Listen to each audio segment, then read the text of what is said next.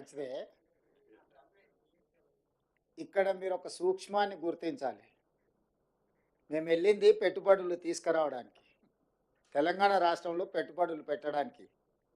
అది స్వరాష్ట్రమైన, స్వదేశమైన, విదేశీ సంస్థలైనా వాళ్ళ దగ్గరున్న సొమ్ము తెలంగాణ రాష్ట్రంలో పెట్టుబడులుగా మార్చి పరిశ్రమలు పెడితే తద్వారా తెలంగాణ రాష్ట్ర ప్రభుత్వానికి పన్నుల రూపంలో ఆదాయం రావాలని, నిరుద్యోగ యువతి యువకులకు ఉద్యోగ ఉపాధి అవకాశాలు రావాలనేది మా లక్ష్యం.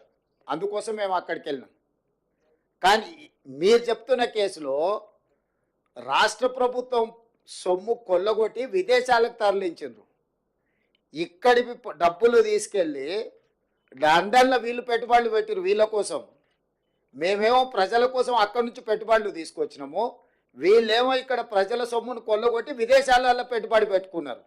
ప్రజల సొమ్ము కొల్లగొట్టిన వాళ్ళ మీద కేసులు పెట్టినాం.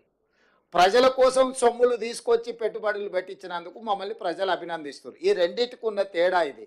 సరే, ఇక వెళ్ళి ఫిర్యాదు చేసిన ఆయన బానిస మనస్తత్వము, ఆలోచన విధానము, ఆయన ఏదో ఒక రోజు ఆ బానిస సంఖ్యలు తెంచుకోవాలని మేము కోరుకుంటున్నాం. ఎందుకంటే ఒక సంవత్సరంన్నర వెనక్కి వెళ్తే వారు ఏం మాట్లాడినరు, వారు ఈరోజు ఏం మాట్లాడుతున్నారు, వారు ఎవరి కోసం తాపత్రయపడుతున్నాడు, ఇవన్నీ మేము అందరం చూసినాం.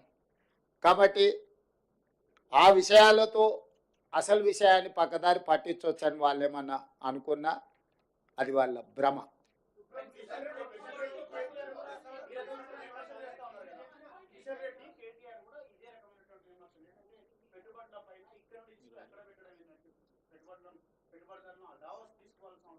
నువ్వు ఇంతకుముందు అడిగిన సమాచారమే. మహారాష్ట్రకు సంబంధించిన రిలయన్స్ సంస్థతో మహారాష్ట్ర ముఖ్యమంత్రి దావోస్లో ఒప్పందం చేసుకున్నాడు, దాన్ని ఎందుకు విమర్శించలేదు అని మీరు అడిగినారు. సేమ్ ఈ నువ్వు ఇచ్చిన సమాచారమే ఆయనకు సమాధానం. వాళ్ళ దుఃఖమంతా, బాధ అంతా, అసూయ అంతా, కడుపులో కుళ్ళంతా, వీళ్ళు ఎక్కడో ఒక దగ్గర విఫలమైపోతారు.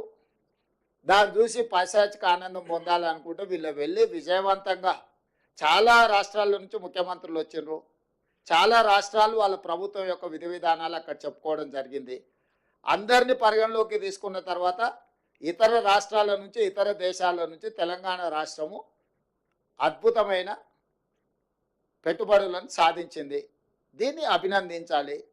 కడుపులో కుళ్ళున్నోళ్ళు, మా మీద అసూయ ఉన్నోళ్ళు అభినందించారు, ఏడుస్తుంటారు. ఏం చేస్తాం వాళ్ళని చూసి? ఇప్పుడు పెట్టుబడుల గురించి మాట్లాడుకుందాం చారి గారు. నేను మీకు ఒకటే చెప్పదలుచుకున్నా.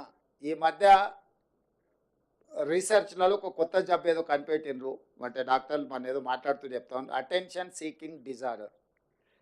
అంటే ఎక్కడికైనా పెళ్ళికి వెళ్తే పెళ్లి పిల్లగాని మీదనే ఎక్కువ అటెన్షన్ ఉందనుకో, ఆ పోయినో నేనే పెళ్లి పిల్లగాని అయితే బాగుండని.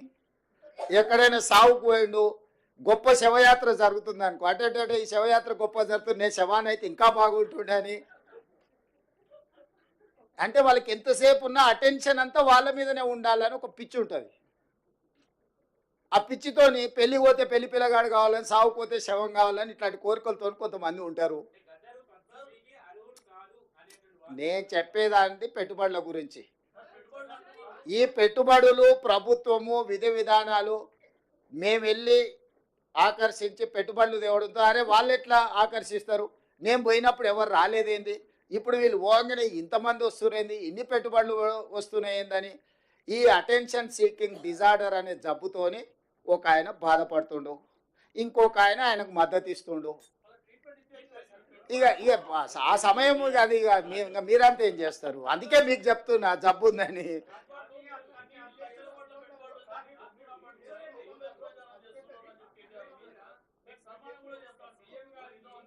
ఏంటి అండి?